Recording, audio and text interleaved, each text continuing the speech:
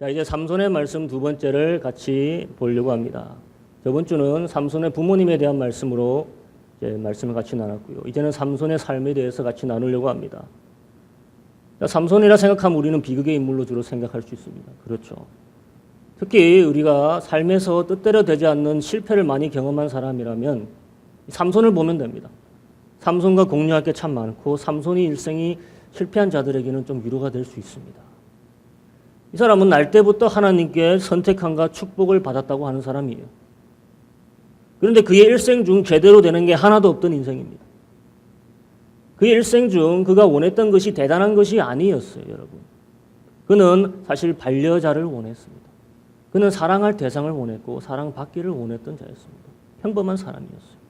입다처럼 대단한 우두머리 자리를 원했던 사람도 아니고 기드온처럼 자신과 자신의 자손들이 그런 종교적 경제적 우위를 그런 집안을 가지려고 탐욕을 부렸던 사람도 아닙니다.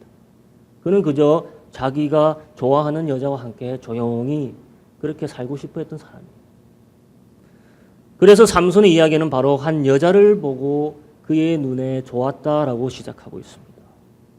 하나님을 버리고 타락하고 있던 이스라엘 상과 같은 이치입니다. 그 여자를 보고 자신의 눈에 옳게 보였다라고 성경은 시작하고 있어요. 사사기에서 이스라엘 백성들의 영적 상태가 바로 그겁니다. 자신들의 눈에 옳은 대로 행하였다고 합니다. 삼손도 바로 그것입니다. 하지만 그가 원했던 그 여자 어떻게 됩니까, 여러분? 잘 아시잖아요. 다른 사람에게 뺏기고 그 여자 어떻게 됩니까? 예, 살인을 당하게 됩니다. 끔찍하게 불에 타서 죽습니다. 두 번째로 그가 안락을 원했던 여자는 장녀였습니다. 하지만 그 안락이 하루도 못 갑니다. 세 번째로 마침내 삼손은 한 여자를 사랑하게 됐다고 합니다. 들릴라라는 여자, 여러분 잘 아시죠? 하지만 정작 이 여자는 삼손을 티끌만큼도 사랑하지 않았어요. 성경은 삼손이 이 여자를 사랑했다고 말하고 있습니다. 마음을 다 줬습니다.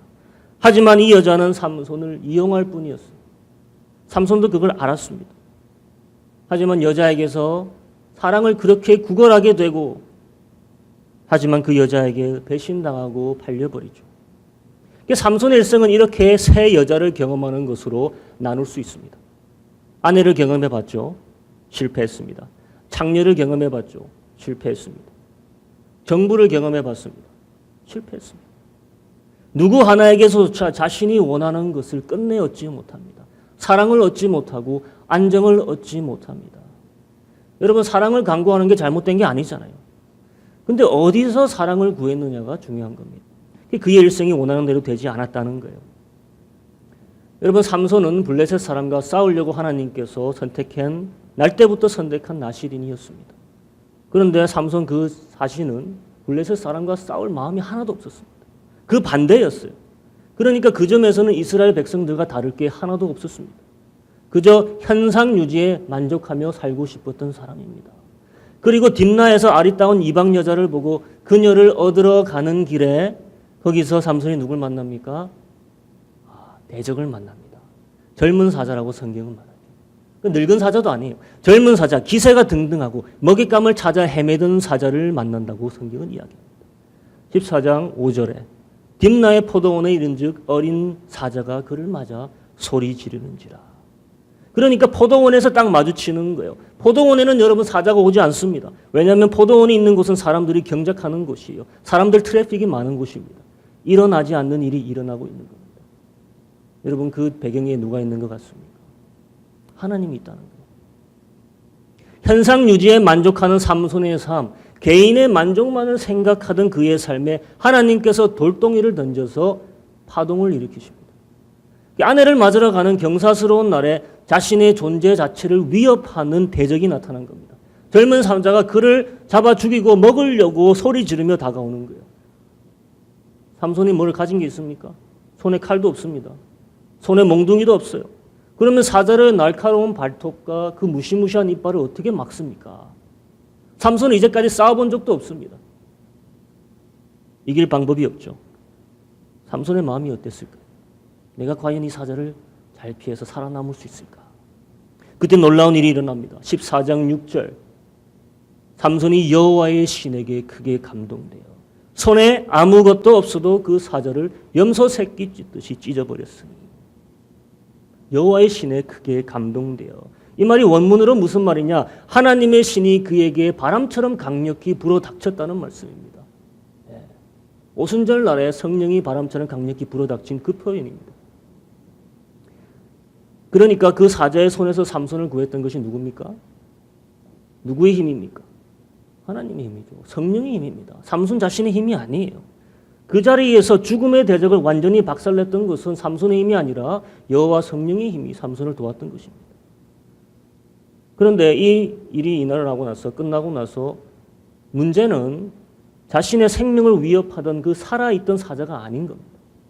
진정한 문제는 다시 한번 거길 지나가는 길에 죽어서 썩어져 가고 있던 사자입니다. 그 죽은 시체가 궁금해서 한 번 더 그 길을 삼손이 지나갑니다. 그런데 나시리는 어떻습니까? 시체에 다가가서도 안 되고 시체를 만져서도 안 돼요. 그런데 자기가 한번 죽인 그 사자가 궁금해서 한번 다가가 봤습니다. 보니까 썩고 있는 시체 안에 뭐가 있었습니까? 꿀들이 있는 거예요. 벌들이 모여서 벌집을 만들어 놓고 있는 거예요. 왜 삼손은 썩어가고 있는 시체 안에 있는 꿀에 마음이 갔을까? 여러분 생각해 보셔야 됩니다. 삼손은 이제 선택해야 돼요. 시체의 부정함을 알고 시체의 부정함 때문에 그 달콤한 꿀의 유혹을 버리든지 거부하든지 아니면은 그 달콤함 때문에 부정함을 받아들이든지 선택해야 됩니다. 삼손은 뭘 선택합니까? 후자를 선택합니다. 달콤함을 위해서 부정함을 선택합니다. 모든 이스라엘이 택한 삶의 방식을 나실인인 삼손조차 죄책감 없이 택하게 되는 겁니다. 여기가 삼손의 일생의 변환점이에요. 이때부터는 삼손의 일생의 안락함이란 없습니다. 평온이란 없어요. 이 조그만 선택으로 인해서 블레셋 사람과 평생 대립관계가 형성이 됩니다. 그러니까 진정한 문제는 자신의 생명을 위협해 보이는 으르렁거리는 대적이 아니었다 이거예요. 진정한 문제는 단맛을 보기 위해 어디까지 내가 부패함을 받아들이느냐 이거예요. 삼손은 나실인으로 실패합니다. 아내에 대한 선택도 실패하고 결혼에 대한 선택도 실패하는 거고 블레셋 사람 속에 있던 그 여자가 자신에게 달콤하게 보였겠죠. 그녀를 취하고 그녀를 얻으려고 했지만 결국 그녀도 사라지고 행복한 가정의 꿈도 사라집니다. 오늘의 이야기는 그 실패한 결혼을 뒤로하고 삼손은 바위 틈에 들어가 사는 유랑자가 되는 것에서부터 오늘 에피소드가 시작됩니다. 자신의 아내를 죽인 그 블레셋 사람들을 크게 도륙하고 유다 민족의 산지 에담 돌 사이에서 숨어 살고 있습니다. 아니 이스라엘을 구원하라는 사사의 사명을 받은 자가 혼자서 이렇게 도망자의 신세로 거지처럼 유랑자처럼 바위 틈에서 살고 있는 거예요. 15장 8절 블레셋 사람을 크게 도륙하고 내려가서 에담 바위 틈에 거하니라. 혼자 이제 조용히 살고 싶었겠죠. 당분간은요. 근데 블레셋 사람들이 놔둡니까? 군대를 조성해서 유다 산지까지 쳐들어옵니다. 오늘 유다 족속의 반응이 재밌습니다. 한번 같이 볼까요?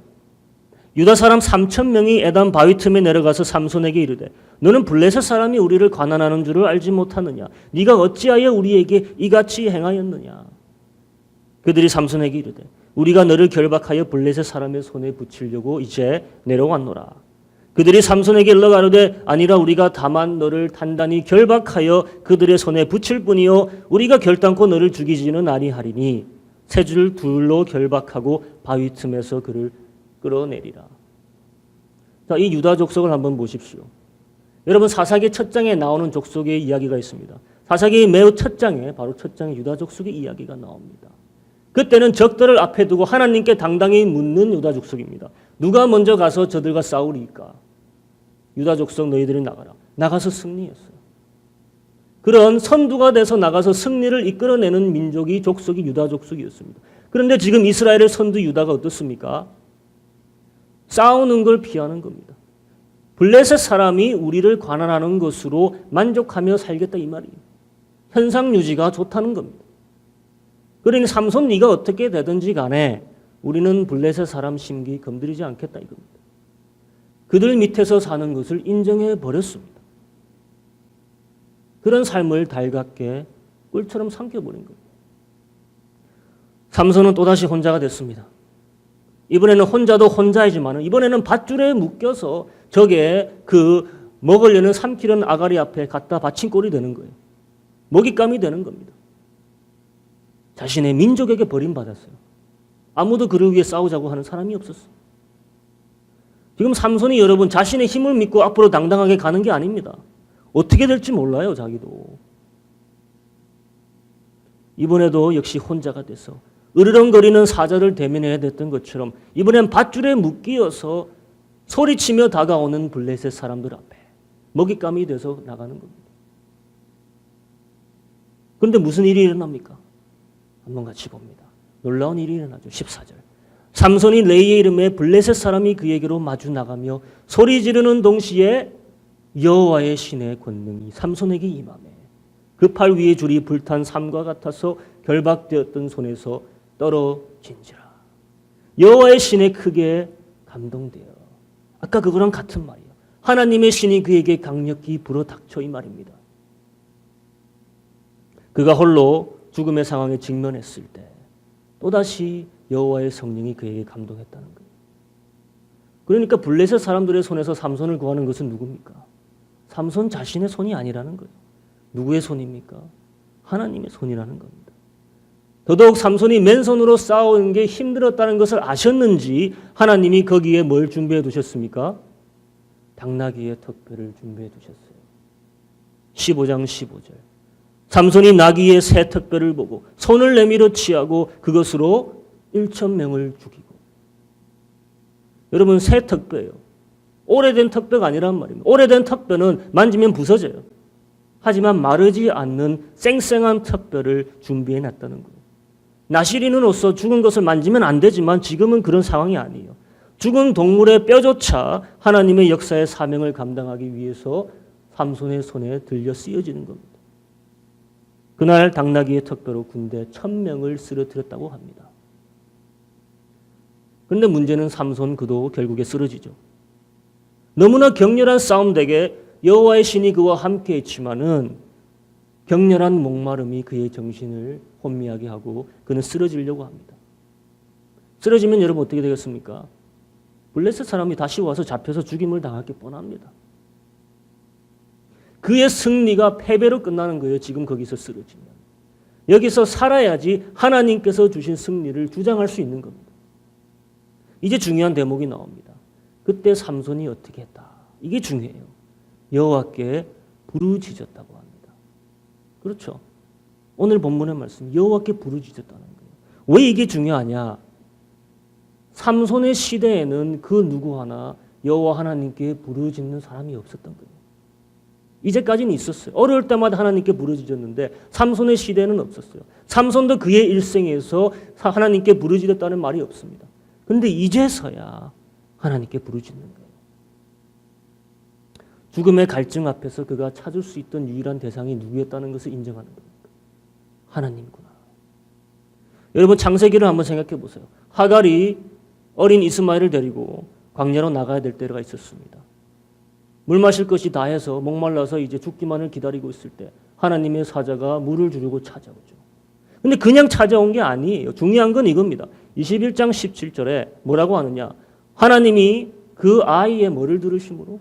소리를 들으심으로. 목소리를 들으심으로 하나님의 사자가 하늘에서부터 급히 나가려고 오른 겁니다.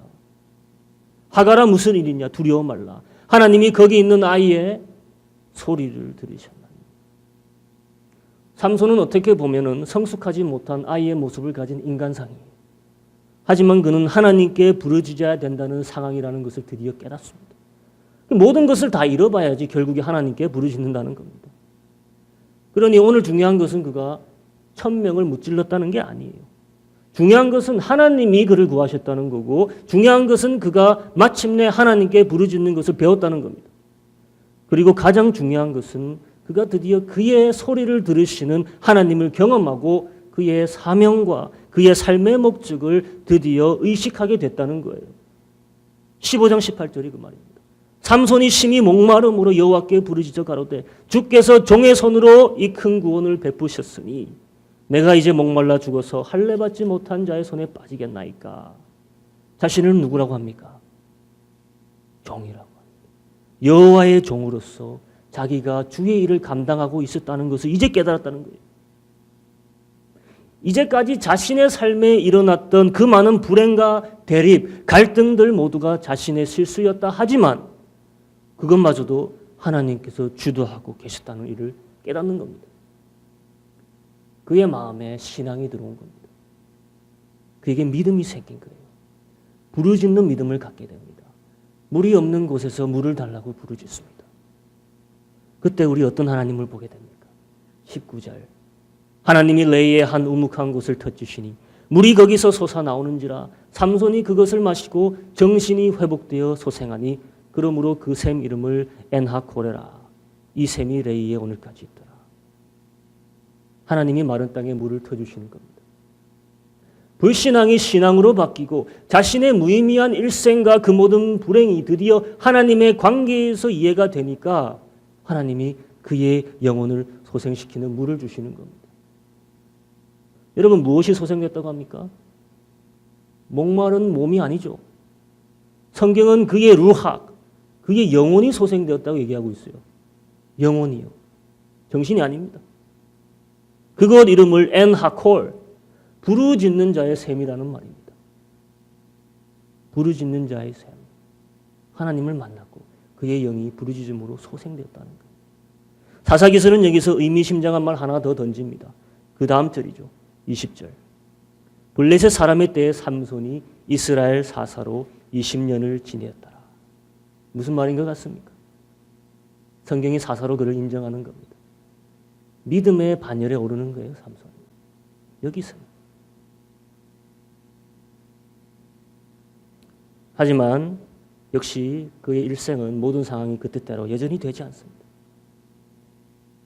그가 결혼하려고 하는 자가 남에게 주어졌죠. 그가 친구로 삼으려고 했던 자들이 적들이 됐죠. 그와 함께 동료가 돼서 같이 싸워야 될 사람들에 의해서 팔려서 넘김을 받죠.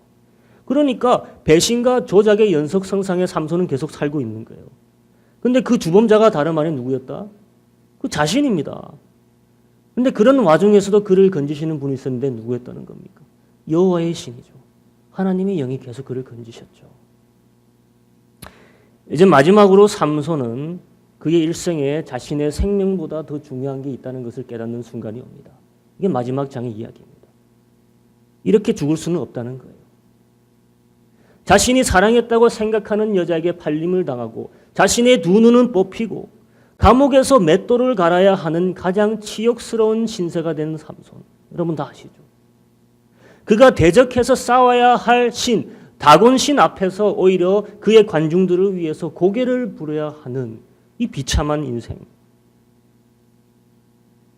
거기서 이제 그가 마지막으로 지킬 수 있어야 되는 한 가지가 남아있다면 그 자신의 비참한 생명이 아니에요. 그는 마지막 한 번 더 싸우길 원하는 겁니다. 그게 다예요. 그리고 성경은 그때 그가 뭘 했다고 합니까? 다시 한번 하나님께 부르짖었다고 말하고 있습니다. 16장 28절. 삼손이 여호와께 부르짖어 주 여호와여 구하옵나니 나를 생각하옵소서. 하나님이여 구하옵나니 이번만 나로 강하게 하사 블레셋 사람이 나의 두 눈을 뺀 원수를 단번에 갚게 하옵소서. 죽는 것보다 못한 인생이란 바로 이겁니다. 지금 죽는 것보다 살아있는 게 창피한 인생이 바로 이거예요. 하나님께 부르짖을 면목이 없었을 겁니다. 하지만 마지막 한 번 더 하나님께 부르짖는 겁니다. 주 여호와여 구하옵나니 나를 생각하옵소서. 비천한 자의 목소리입니다. 모든 것을 다 잃은 자의 목소리죠. 하나님이여 구하옵나니 이번만 한 번만 나로 강하게 하여 주시옵소서. 마지막으로 그의 실패한 인생을 만회할 기회를 하나님께 절규하며 부르짖는 겁니다. 삼손은 그것이 블레셋 족장들, 블레셋 유지들, 블레셋에서 내놓으라는 사람들과 함께 같이 죽는 것이라 생각했습니다. 틀린 게 아니에요. 맞습니다. 여기서부터 그의 일생이 더 나아질 수는 없는 상황이에요.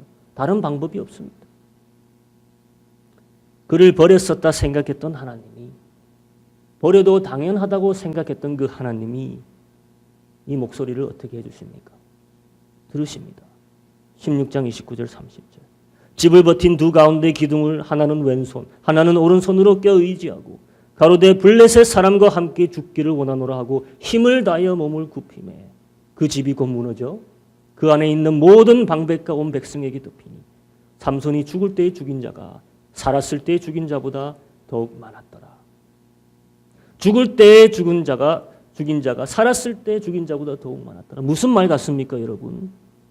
차라리 그의 죽음이 그의 인생의 삶보다 더 영광스럽다는 말이에요.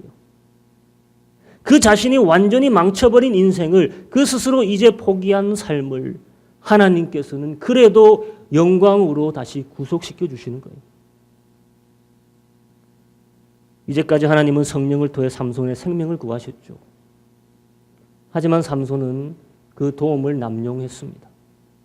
자신에게 주신 힘을 나태함으로 자기 만족으로 썼어요. 마지막으로 그 모든 일생의 수치로부터 하나님이 삼손을 구해 주시는 겁니다. 그의 치욕을 씻어버림과 동시에 그의 죽음을 통해 이스라엘 민족에게는 블레셋 사람에게서부터 자유할 수 있는 길을 터주시는 거예요. 삼손의 삶은 늘 자신의 의도와 다르게 흘러갔죠. 자신의 눈에 옳다고 생각하고 자신의 눈에 좋다고 생각한 것을 쫓아간 인생의 결과입니다. 그러니 주위 사람들 믿을 수 없었죠. 그를 늘 잡으려고 죽이려고 한 그런 적들로 둘러싸인 인생으로 편안하게 살지 못했습니다. 하지만 한 분만은 끝까지 삼손을 도우려고 구하려고 했던 것입니다. 죽음에서조차는 이제 그의 수치를 가려주시고 헛되게 하지 않으시는 거예요. 노예와 여자들만이 그 당시에 맷돌을 돌렸습니다. 특히 맷돌 돌리는 건 여자가 하는 일이었습니다. 인생의 밑바닥에서 가장 수치스러운 일을 하는 거 있었던 거예요, 삼손은요. 모든 것을 잃어버렸다고 생각했죠. 특히 그의 삭발됨을 통해서 하나님께서 자신을 완전히 버리신 거라고 생각했습니다. 자신의 지은 수많은 죄, 자신의 오만함, 자신의 소명을 진지하게 살지 않았던 지날 날들을 생각하지 않았겠습니까? 그러면서 삼손은 다시 하나님을 찾을 면목조차 없었을 거예요.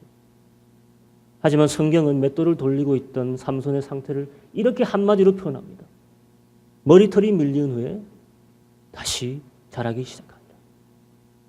하나님의 관계가 끝나지 않았다는 거예요. 저는 이것이 하나님의 관계와 다시 살아나기 시작했다는 것을 의미한다고 생각합니다. 하나님이 아직 삼손을 포기하지 않으셨다는 거죠. 다시 자라기 시작하니라. 아직 삼손을 구속하시고 아직 그의 사명을 완숙히 하기 위해 하나님은 여전히 기회를 찾고 있다 이겁니다. 이런 삼손이 다시 한번 하나님께 부르짖기를 기다리고 있었다는 거예요. 삼손은 잘함보다 못함이 훨씬 많은 사람입니다. 그건 인정해야 돼요. 많은 가능성과 재능에도 불구하고 그 어느 것 하나 제대로 살리지 못한 인생이에요. 부모의 말을 듣지 않는 자였죠. 사사로서 자신의 삶의 중요성과 그 의미를 개의치 않은 삶을 살았죠. 남과 친해질 수도 없었죠. 남을 믿지도 못했죠. 다듬어지지도 않고 고집스럽고 쉽게 격해지는 사람이 삼손이었습니다. 여자의 눈이 멀고 도덕적인 가치나 윤리적인 잣대가 제대로 자리 잡은 사람도 아니었어요. 숭고한 사람도 아니고 대단한 용사도 아니었습니다. 그저 자신이 좋은 것을 하려고 하고 자신이 좋은 대로 살려고 한 인생입니다. 그런데 하나님은 삼손을 선택하셨다는 거예요. 언제부터 선택하셨습니까?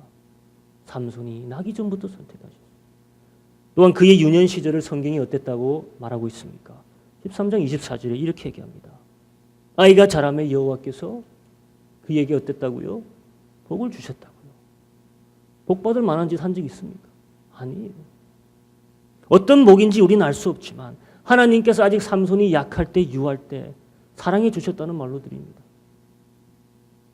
그러니까 그가 장성하여서 그의 뜻대로 살고자 하였을 때조차도 하나님은 그의 실수와 가오를 통하여서까지 그가 감당해야 할 사세의 사명을 할 수 있도록 인도하셨다는 거예요. 그의 육신적인 갈망, 정서적인 불안감마저도 하나님은 아시고 그를 들어 쓰셨다는 겁니다.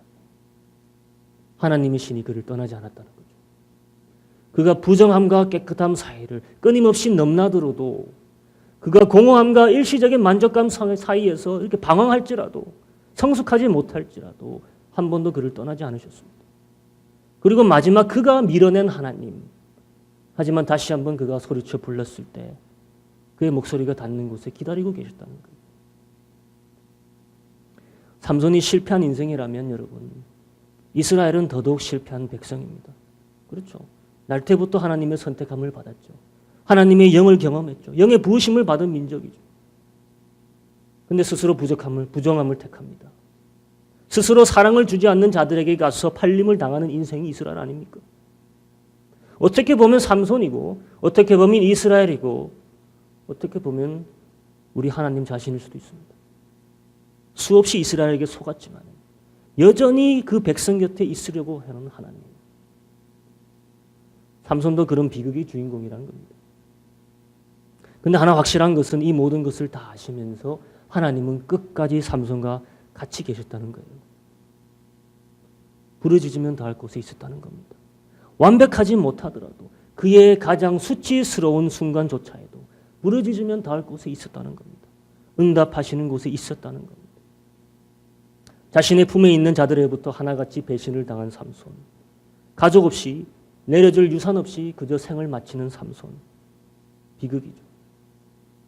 그의 일생에 그에게 동일한 사랑과 동일한 관심을 보여줬던 이는 유일하게 아마 그의 부모님 아니면은 하나님 아니었지 싶습니다.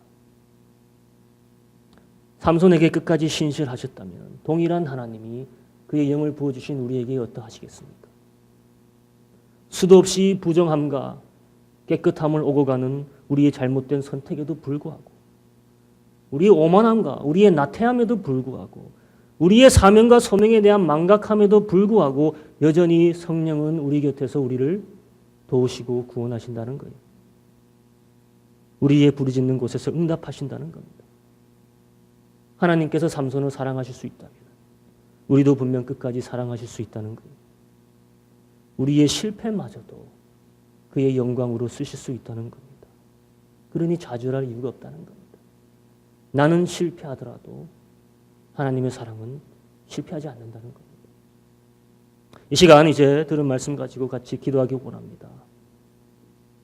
1분 정도 묵상하시면서 기도하기 원합니다. 사실 삼손의 삶과 우리의 삶이 다를 바 뭐가 있습니까? 하나님께 선택을 받았죠. 하나님의 영의 부으심을 받았습니다. 하지만 우리는 항상 거룩함과 죄 속에서 갈팡질팡 끊임없이 왔다 갔다 하는 인생을 살고 있지 않습니까? 필요할 때 하나님께 부르짖으면 하나님께서 응답하시는 것을 경험하고 나서도 다시금 죄의 부정함에 달콤함에 손을 뻗는 자들 아닙니까?